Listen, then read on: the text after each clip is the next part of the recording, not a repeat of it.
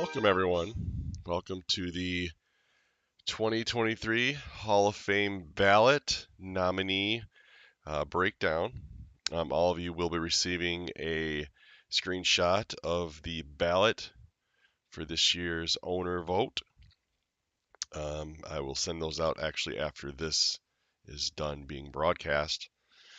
This year we have 21 individuals that are up for nomination. And one of them will join be our ninth class in our Hall of Fame. Previous winners, which our first winner was 2015.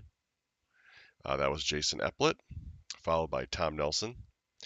In 2017, we had a dual winner, Jimmy Chase and myself, and that was the first year we actually had the owner vote. The previous two were decided by myself. In 2018, then we had Chris Miller, followed by three-time league champion Nick Ritz. Followed in the 2020 year, we had Rich Nillette. 2021 was Ross Carlson. And last year's winner, the ever-missed Guy Conkey. So one of the 21 names I'm about to read off to you will be voted on April 1st, and then will be revealed on in August. We have our 10th draft, 10 seasons.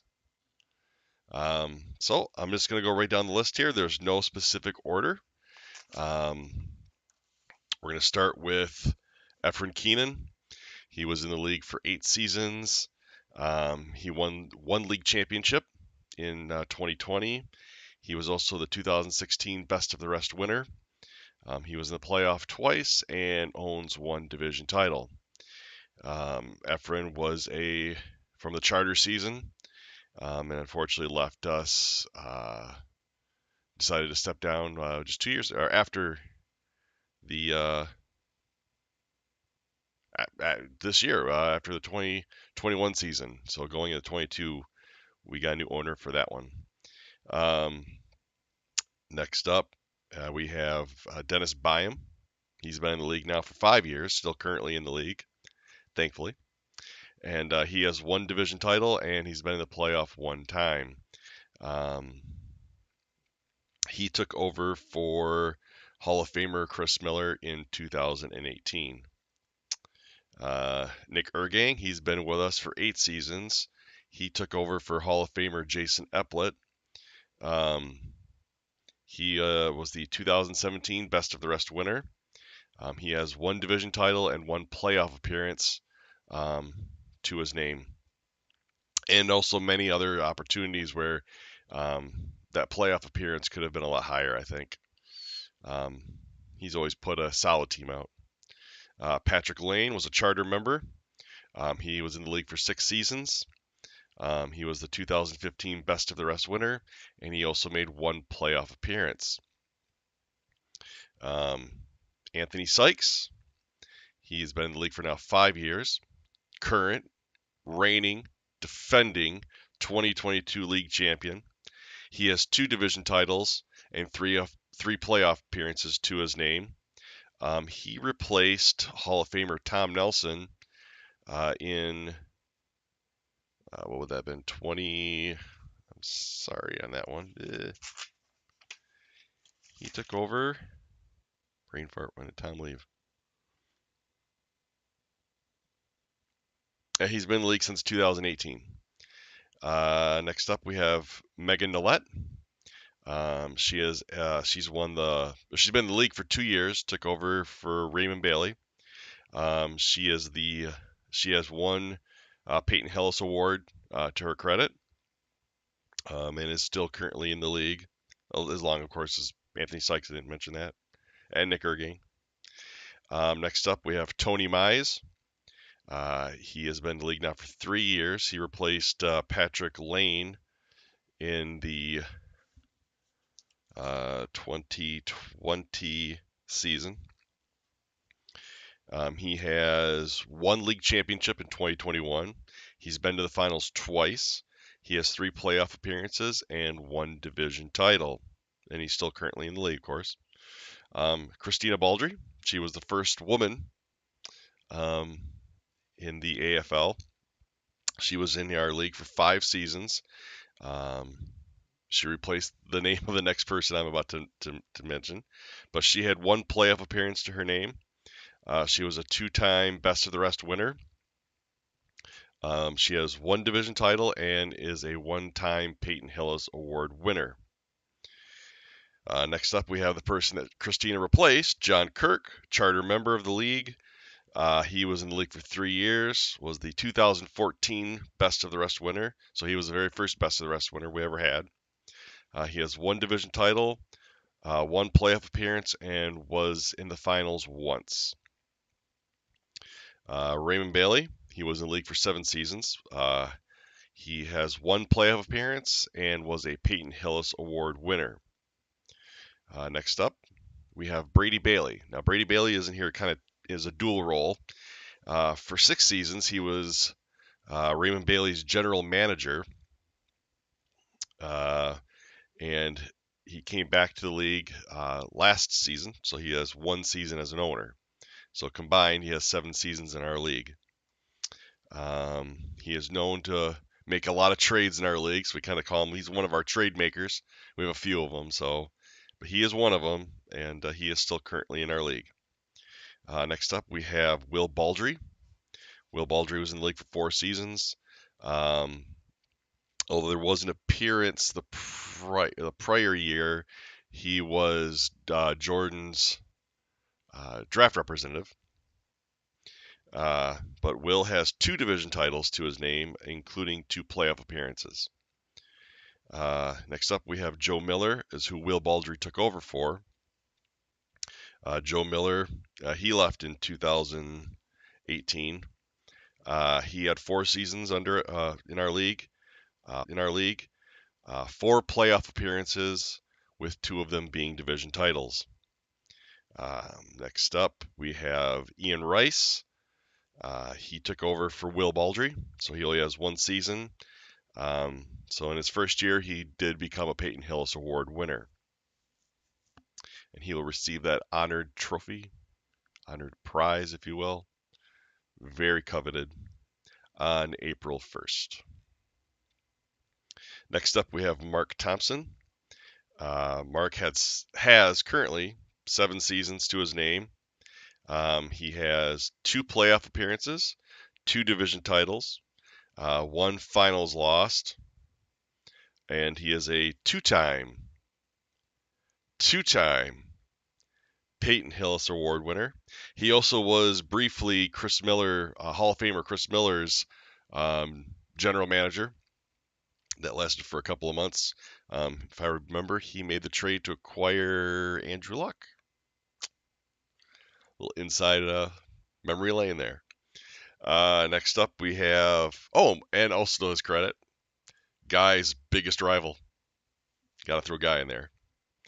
Next up, we have Jordan Briggs, charter member of the league. He's been in for 9 seasons now, going on his 10th, of course. He was the 2022 Best of the Rest winner, and he is one of our other big trade makers. Since he's been in the league, he has never been shy about making big trades. And there's so many, I don't think I can even name off. There's some good memorable ones, and we're looking down the road to do kind of a updated history of the league, which won't be just me. I'd like to get a kind of a panel of individuals on that stream, and we'll talk about those kind of stories, because there's some good stories involving some of the trades that Jordan's been a part of. Next up, we have Donovan Keenan. He was in the league for 1 season, just missed out of the playoffs in that year as well. He was an expansion team in 2015. In 2014, we started out with 14 teams. And then in 2015, we were able to expand to two more teams to go to the limit of 16, and Donovan was one of those teams. By the way, Mark Thompson replaced Donovan, but there was a stopgap between, and we'll get to that in a second. Next up, we have Sean Biggs. He was the other expansion team in 2015. Uh, he was in the league.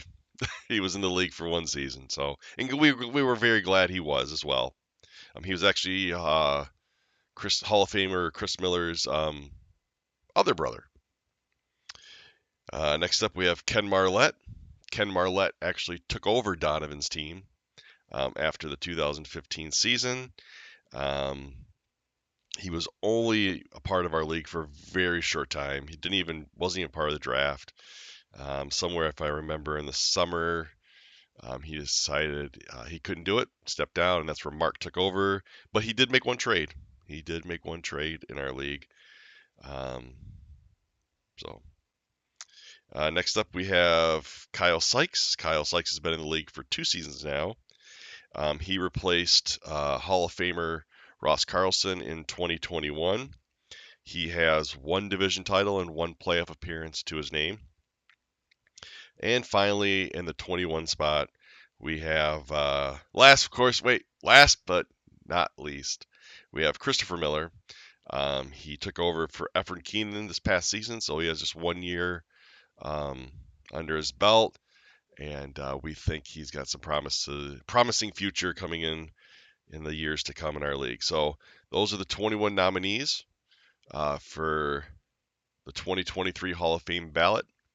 Again, all of these individuals will be able to be chosen on April 1st at our league meeting.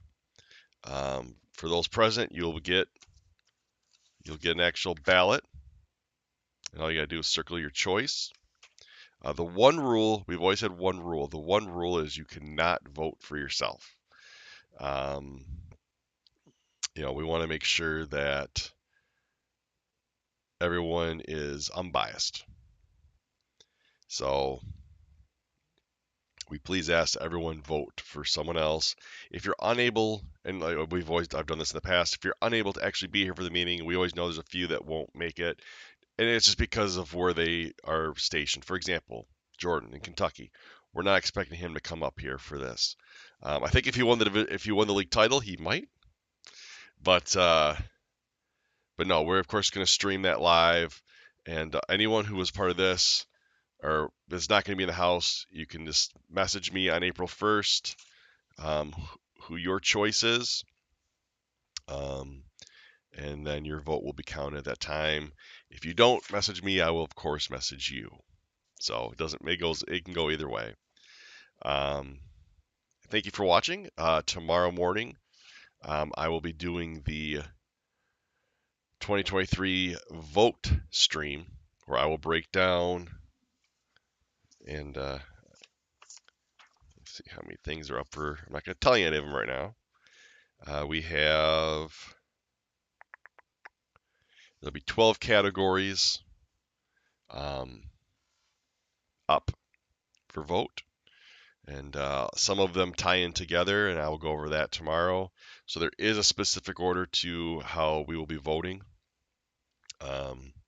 because obviously, let's say vote 1 goes, if it's a yes or no type vote, if it's yes, then we might, if it's a no or a yes, whatever, we might be skipping a whole thing based on the previous vote. So we will, but I'll go over that more tomorrow. Again, thank you. And then also just a quick throw out there on March 11th, which is a Saturday in the evening, we're going to be doing an NFL free agent preview with Tony Mize, Mark Thompson, Ian Rice, and possibly one more individual will be joining us for that stream. And we'll just be like we've done in the past. We'll break down some of the top free agents available, see how where they could go, where we'd like to see them go, and if there's any fantasy ramifications to go with those moves. That will include both offensive skill positions, offensive linemen, and defensive players as well. And then, of course, like I said, we have our April 1st meeting where we, of course, in that we do a recap of the 2022 season. And then we will close out the 2022 season, open the 23 season.